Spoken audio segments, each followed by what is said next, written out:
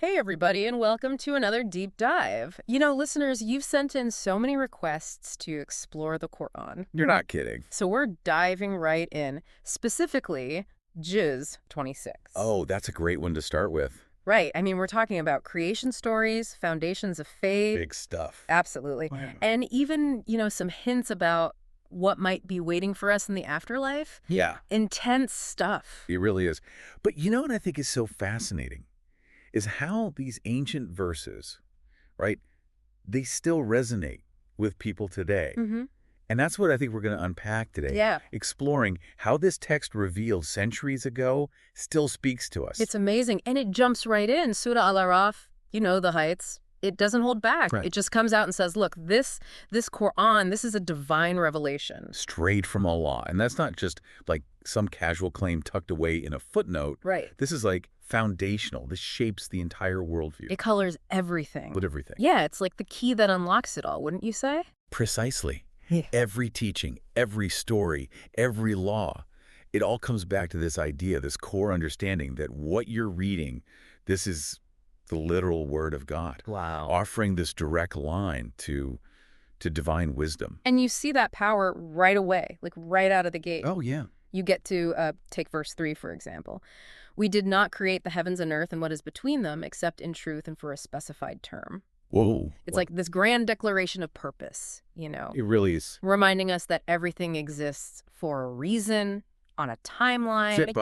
Set by a higher power. Exactly. This concept of like divine purpose. That's crucial. Huge. It challenges us to consider, why are we even here? What are we doing on this earth, in this universe? Mhm. What's our role? In this grand design. Such a good question. And, it's funny because you would think that with such a bold statement, people would just be like, okay, I believe. Right. But the Quran, it's almost like it anticipates that people might have doubts about this whole divine origin thing. Of course. And verses 4 through 11, they go right at that tension. There's always going to be that tension, right? Yeah. Throughout history, anytime there's some kind of extraordinary claim, Yeah. you're going to have people questioning. It's natural to ask for proof. Absolutely. And I love the way the Quran handles it. It doesn't just shut it down. It's more like, okay, let's examine this. Yeah. Like it invites that examination. It does. And it it- challenges those beliefs. And it does it so cleverly. So like verse 9, for example, Hey. it basically just throws down this gauntlet. Yeah. Show me what they have created of the earth. Or did they have partnership in creation of the heavens? Bring me a scripture revealed before this, or a remaining trace of knowledge, if you should be truthful. I mean, that's bold. bold. That's a It challenge. makes you think, where do I place my faith? And why? Yeah, exactly. And then it gets even more interesting. Oh, tell me. Verse 10, it mentions a witness from the children of Israel Oh, interesting. testifying to a similar truth.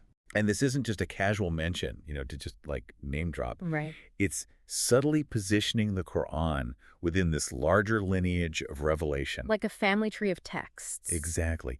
And it makes you wonder, how do these messages connect? How are they different? Like pieces of a giant puzzle. Yes. I love it. So we've got these huge claims, these bold statements, this challenge to really examine what we believe. All in just the first few verses. I know. It's incredible. Sets the stage, doesn't it? It does for everything that comes next. Oh, for sure. So how does this concept of a divinely revealed text, how does that guide us in our daily lives? Well, that's where things get really interesting. And that's what we're going to dive into next. So we explored these cosmic declarations Yeah. about creation, about revelation, the big picture stuff. Right. But how does it play out in our lives, day to day, Exactly. individually, as a society? I mean, It's remarkable, actually. that is. We go from these cosmic declarations right into the nitty-gritty Oh. of how we treat each other. It's what I love about religious texts. Yeah. These huge questions, they're universal. Totally. And when it comes to family, Oh, boy. Juz 26 does not hold back. Not at all. Surah Al-Kahf, the curving sand tracks, huge emphasis on respecting your parents. Yeah, it's fundamental. It is. That duty to care for them. Right. Like, even as things change, that value, It's got to stay strong. it's got to stay strong. Yeah. Verse 15 just puts it right out there. Lays it down. And we have enjoined upon man to his parents good treatment. Straightforward. No argument there. No. But it's interesting, though, because it's not just about, blind obedience, is it? No, not at all. It acknowledges that it's hard. It's messy sometimes. Yeah, especially as parents, get older, that generation gap. It can become really apparent. It does, and we see that tension Yeah. in verses 17 and 18, where you've got this child questioning their parents' beliefs. Right. Like, come on, those are just legends. Exactly. Those are just stories from way back when. You really believe that? It's like, I know so many people dealing with that. Oh, it's so common. Navigating those relationships, it's tough. For everyone involved. And the Quran doesn't let you off the hook. No. It's like, these choices matter. Mm. Disrespecting your parents, that's Big consequences. huge. Not just in this life, either. Exactly. It really makes you think about how your actions affect people. It's that ripple effect, It is. Especially with family. Those bonds are deep. They are so deep. And I think it's amazing how important this idea of respecting your parents is. It's universal, isn't it? It is. You see it in Confucianism, right? Yeah, This deep respect for elders, absolutely. for ancestors. It's like hardwired. It really is. We need that. We do. That respect. It's a common thread. It is. It's across different cultures, faiths. Yeah. It's that shared human experience. And family isn't the only thing Juz 26 talks about. It tackles some other big ones. Conflict within groups, between groups. Stuff. The worst. But it tries to show us how to approach those situations. With compassion. Yeah. And with justice. Seeking that resolution. Instead of just fighting. Right. Breaking the cycle. Surah al-Hujurat, the private apartments, really gets into this. It does. Verses 9 and 10 especially. Oh, yeah. What do you think about those? They're powerful because even when someone's at fault, it's like, try to reconcile. Restorative justice, right. Exactly. Repair the harm.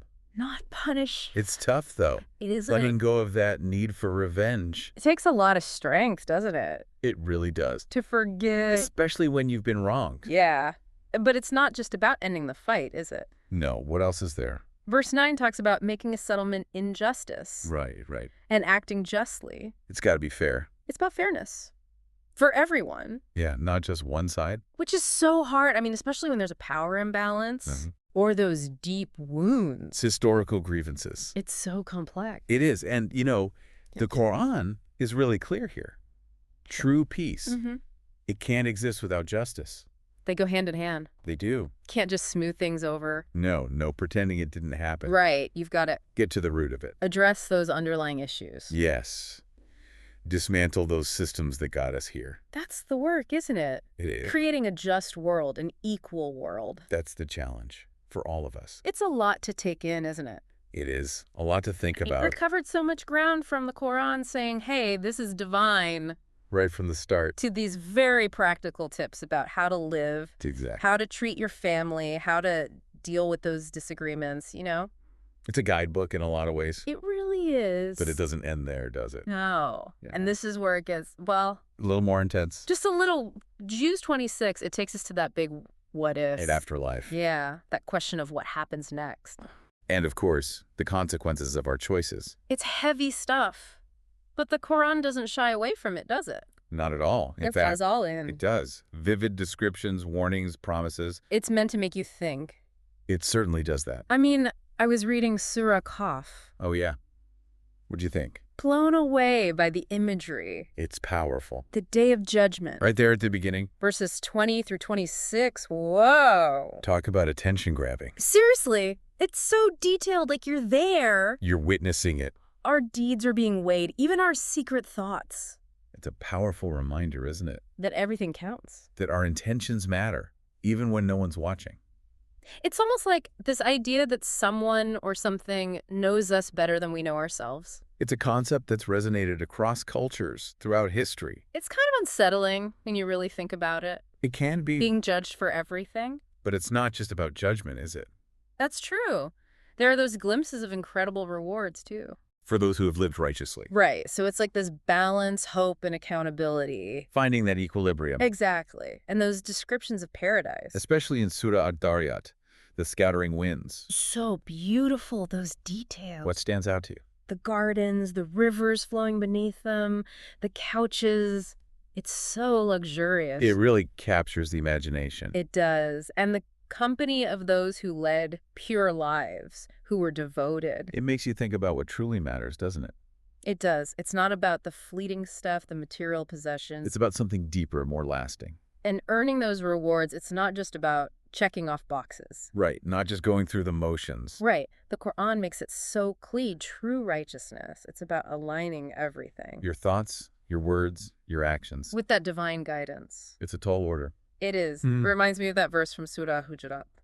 Which one? The one that says, "The most noble of you in the sight of Allah is the most righteous of you." Oh, that's a powerful one. Isn't it? It's not about your status, your wealth, any of that. It's about internal transformation. Exactly. Something that comes from within. And it radiates outward. It does. Yeah. It affects how you treat others, how you move through the world. That's the goal, isn't it? To strive for that inner nobility. Absolutely. It's a challenge, but it's a good one. It's a lifelong journey. It is. And that, my friends, brings us to the end of our deep dive into Joe's 26. It's flown by. I know. We've explored some heavy stuff. We have. Creation, faith, how to live a righteous life, the afterlife.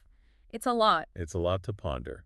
But I don't know about you, but I feel What's that? more connected to these verses, to this ancient wisdom.